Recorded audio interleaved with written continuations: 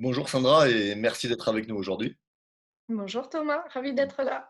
Donc toi tu es secrétaire nationale adjointe d'Europe Écologie, donc on va effectivement évoquer les questions environnementales, mais pas que. Donc moi ma première question elle est simple et difficile. Est-ce que l'écologie ça doit être le maître mot du jour d'après? Alors, comme le non-respect, de la planète, de la nature et du vivant, c'est un peu ce qui produit, cette quatrième épidémie de Covid, qui endeuille, la planète. Je pense que oui, plus que jamais, l'écologie, c'est la solution. Si on continue ainsi à accaparer les terres, à faire passer l'économique avant la santé, avant, l'avenir, avant tout le reste, et ben, en fait, on va continuer à avoir des épidémies comme ça de façon, pas fréquente, mais récurrente. Et ça, c'est un vrai danger. Donc si on veut s'en sortir, si on veut ne pas avoir tout le temps peur, si on veut pouvoir avancer et surtout si on veut créer de nouveaux emplois à une époque où la crise économique commence, ben oui, il faut miser sur la transition. Aujourd'hui, il n'y a pas que nous qui le disons, hein, les associations, Attaque, je crois que tu recevais, Aurélie Trouvé hier, disent aussi la même chose. On peut créer à moyen terme 1 million d'emplois par la transition écologique. L'ADEME chiffre à 900 000 emplois la création d'emplois bruts dans les énergies renouvelables et ainsi de suite. En fait, il y a des viviers énormes qui sont d'autant plus grands que si la France, l'Europe devenaient les leaders de la transition, eh bien, on aurait en plus un savoir-faire qu'on pourrait partager, exporter. Et ça ferait un effet levier. D'ailleurs, pour les européennes qui viennent de s'achever l'an dernier, on avait proposé le plan de ce que ça devient en 5 ans, l'Union européenne, si on applique ce que les écolos proposent. Face à un monde qui change, face à un climat qui menace de s'effondrer, voilà, tous les outils pour la résilience, comment ça crée un meilleur niveau de vie, comment ça améliore la joie de vivre aussi, et comment ça permet de résister à des phases de refroidissement et de réchauffement qui nous guettent. Il y a une question qui vous est souvent posée, c'est qu'on parle aussi d'une relance économique, d'une relance sociale, de créer des emplois. Aujourd'hui, c'est possible de continuer à créer des emplois et de continuer à développer le pays tout en conciliant la question écologique, parce que ça va être une vraie question. Plus que jamais. Regarde Renault qui en ce moment fait le choix de fermer l'usine de Choisy-le-Roi. L'usine de Choisy-le-Roi, c'est un peu moins de 300 emplois. Tu vas me dire, c'est pas grand-chose. Mais en fait, cette usine, depuis plus de 70 ans, fait de l'économie circulaire. C'est-à-dire que depuis plus de 70 ans, les véhicules d'occasion de chez Renault, ils ont des pièces détachées qui ont été remises dans d'autres véhicules parce qu'il y a des gens qui ont le savoir-faire pour récupérer ces pièces, les rénover et faire en sorte qu'avec 1,3 moteur, on fasse un moteur, pas neuf, certes, d'occasion, mais en tout cas qui a la qualité, la durabilité d'un vrai bon moteur. Eh bien, en fait, si on applique les principes que l'on porte, que l'on propose, que l'on développe à travers la société, eh bien, ce type d'usine pourrait se développer partout avec des savoir-faire particuliers qui font qu'on embauche des gens, qu'on développe des nouveaux savoir-faire et qu'on crée les emplois de demain. Aujourd'hui, le monde tel qu'il est, le monde tel qu'on nous le promet demain, tel que nous le promet le gouvernement, eh bien, c'est de continuer à limiter ces expérimentations, à faire en sorte que ce type d'usine qui était un peu exceptionnel en Europe disparaisse pour qu'on continue à nous vendre des objets qui soient à obsolescence programmée, des voitures qui soient faites pour ne pas durer trop longtemps, des objets qui soient faits pour être jetés rapidement et donc rachetés et donc être dans une surconsommation qui abîme la planète par la pollution et qui abîme aussi nos budgets puisqu'on est sans arrêt obligé de racheter. Donc c'est pour tout ça que l'écologie, la pensée écolo, hein, pas juste la pensée des questions environnementales, mais vraiment le lien entre les oppressions environnementales et les oppressions sociales, c'est aujourd'hui plus que jamais d'actualité. Et on voit bien que du côté de la jeunesse, ça émerge de plus en plus, que ce soit à travers les mouvements climat ou que ce soit à travers le vote des jeunes qui se redirigent, en tout cas sur les dernières échéances électorales, de plus en plus vers les partis écologistes à travers toute l'Europe. Tu as parlé de l'usine Renault, ça tombe bien, on va parler de ce qu'on appelle les aides publiques, puisqu'on voit qu'il y a des sommes astronomiques qui sont aujourd'hui distribuées, et il faut aider ces entreprises, je crois que tout le monde est d'accord là-dessus, il y a pas de souci, mais comment aujourd'hui faire en sorte que ces aides publiques, elles aillent dans le sens de l'emploi et de la reconversion, et non pas à gaver certaines personnes, parce qu'on a des annonces surréalistes, et on voit Renault qui va licencier des milliers de personnes, on a vu le bonus que va toucher le PDG d'Air France, bon voilà, mis bout à bout, ça fait beaucoup. Est-ce que la maîtrise de l'argent public et le contrôle de ces aides, ça doit être aussi une priorité? Oui, ça doit être une priorité parce qu'on ne peut pas donner de l'argent à des entreprises sans mettre des conditions sur la façon dont ils l'emploient. Si cet argent est employé uniquement pour satisfaire les actionnaires et pas pour développer de nouvelles façons de produire, pour créer de nouveaux emplois, pour les installer durablement à travers les territoires, alors en fait, on continue à refaire la même chose. La dernière grande crise qu'on a vécue, c'était aux alentours de 2008 avec la crise financière. J'ai l'impression que depuis ça, on n'a pas beaucoup appris de où étaient nos priorités.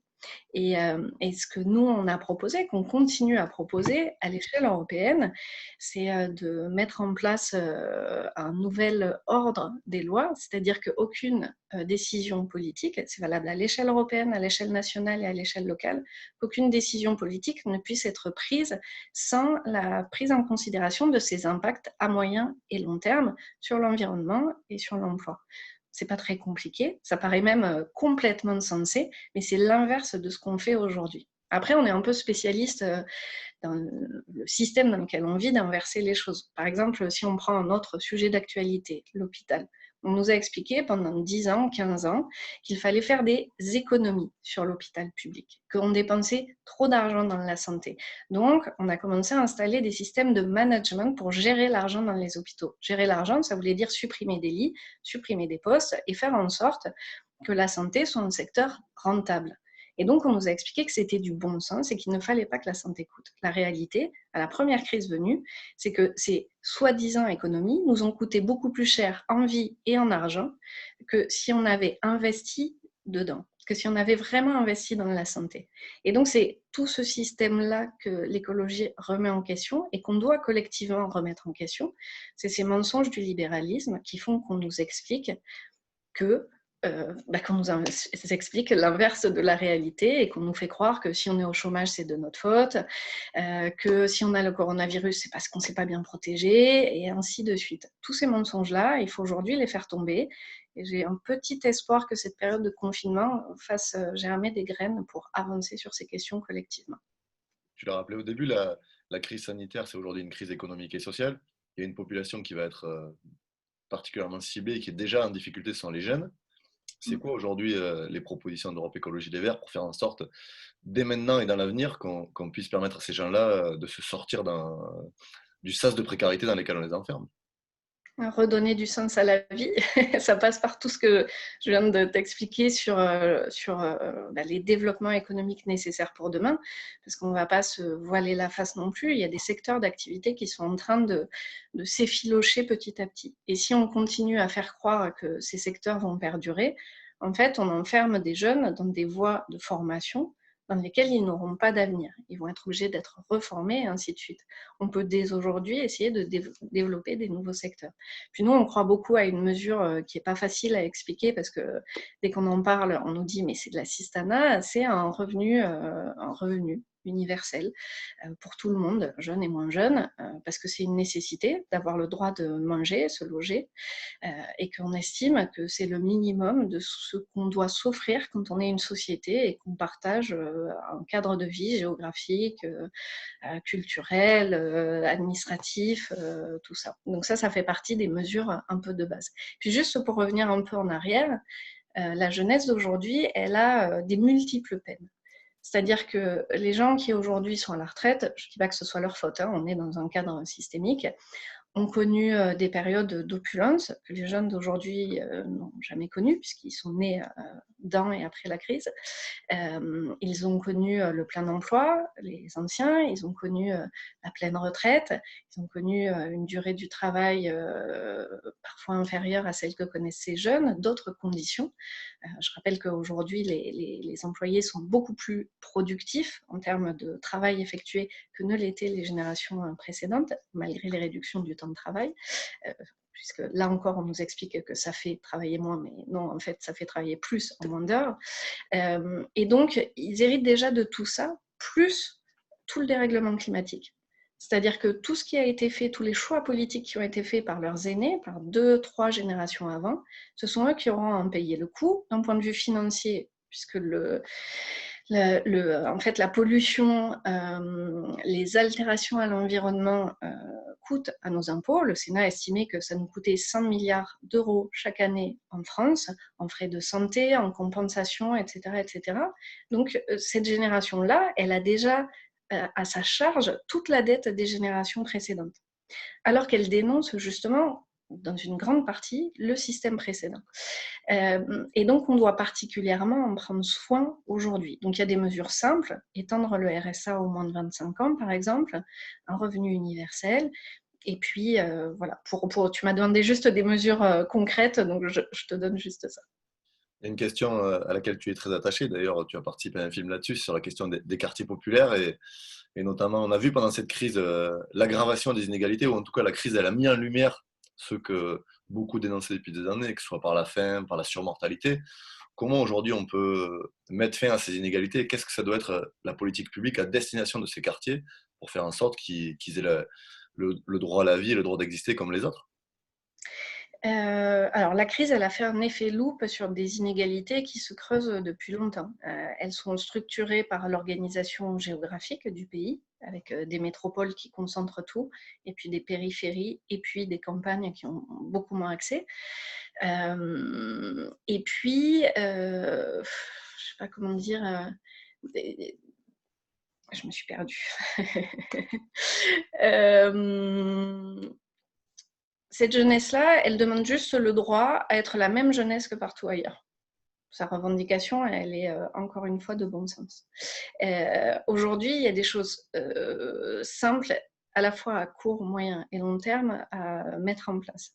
Il y a toute une partie d'éducation qui passe notamment par un travail sur les ordres donnés aux forces de l'ordre, sur la façon dont les forces de l'ordre agissent dans les banlieues. Il y a un devoir de restaurer les pouvoirs publics, les administrations publiques en banlieue. C'est-à-dire que si on prend l'exemple du 93, c'est le département qui a à la fois le plus fort taux de pauvreté et à la fois le moins de services publics à disposition par nombre d'habitants.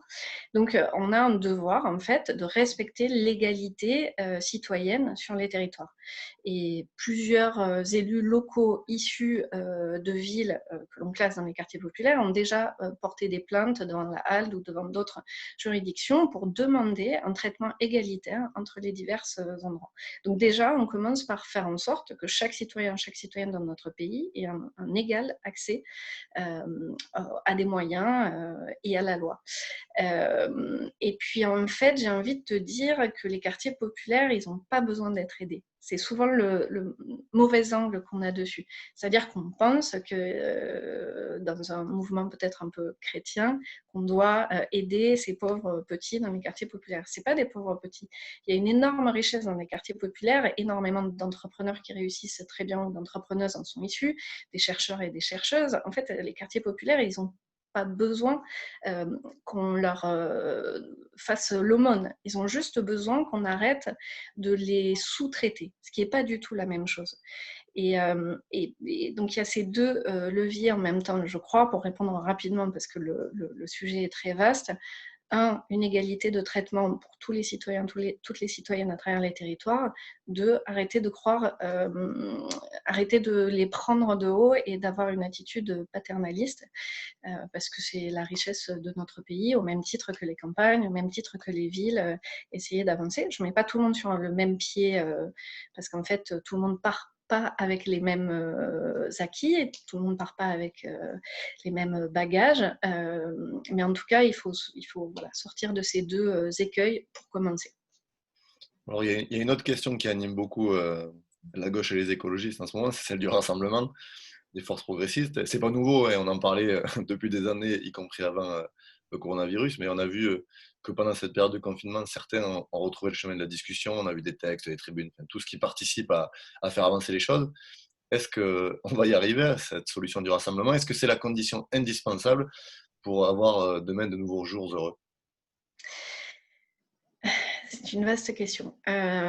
Alors, moi, j'ai l'habitude de dire que la gauche souffre depuis beaucoup trop longtemps d'un gros problème, c'est le différentiel. Et en ça, on pourrait peut-être dire que Macron est l'héritier de la gauche, entre ses mots et ses actes. C'est-à-dire que les mots sont toujours beaux. Reprenons le discours du Bourget de François Hollande. il allait faire la guerre à cette finance qui ravage notre économie et nos territoires, et la réalité des actes qui était l'exact inverse, c'est-à-dire une libéralisation plus grande. Et en fait, la gauche s'est perdue dans cette autodilution où elle avait des mots de plus en plus forts et des actes de moins en moins forts. La jeunesse aujourd'hui, particulièrement celle qui se mobilise pour la protection de l'environnement, elle fait l'inverse. C'est-à-dire qu'elle a un slogan global qu'il faut combattre le système pour sauver le climat, mais dans ces slogans en général, on n'a pas la violence des slogans gauchistes, pour le dire vulgairement. En revanche, dans leurs actes, dans leur transformation du système, dans les alternatives qu'ils mettent en place, c'est quelque chose qui sont des empêcheurs de tourner en rond du système et qui se sortent aussi du système. Donc il y a une prévalence des actes sur les mots. Et tu peux transposer ça à ces discours sur l'union de la gauche, c'est-à-dire que moi, dans l'ancien bureau exécutif qu'on pourrait appeler grosso modo la direction des écologistes, même si ce n'est pas tout à fait ça chez nous parce qu'on est un peu plus transversaux, j'avais en charge les relations unitaires avec les autres partis de gauche. Et en fait, j'ai beaucoup travaillé, j'ai fait des centaines de réunions, plein de mouvements, on avait tout le temps des nouvelles tribunes, le confinement nous a encore offert des dizaines, et je ne sais pas combien de tribunes pour dire que tous unis, nous serions beaucoup plus forts. Mais le problème, c'est qu'encore une fois, c'est le même vieux tropisme, il y a des mots et il n'y a pas d'actes. Et ben à un moment donné, même moi qui me définis comme une gauchiste écologiste, ben je perds foi dans le mot gauche. Parce qu'aujourd'hui, que ce soit moi qui ne suis pas issue d'une classe favorisée, que ce soit les gens que je rencontre dans les campagnes, dans les quartiers populaires, ce mot gauche aujourd'hui, il signifie on nous a laissé tomber. Et c'est une réalité très factuelle.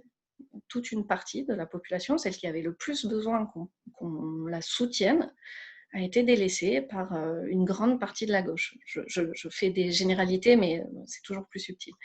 Et donc aujourd'hui, il y a cette perte d'envie, de croire que ce qui n'a pas marché hier pourrait marcher aujourd'hui. Moi, ce que je crois, mais bon, après, je prêche pour ma paroisse, tu vas me répondre, mais ce que je crois, c'est que l'écologie, c'est l'avenir de la gauche.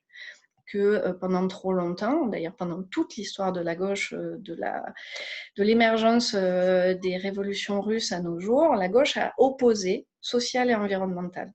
Comme si on luttait contre une partie des oppressions, le reste allait disparaître.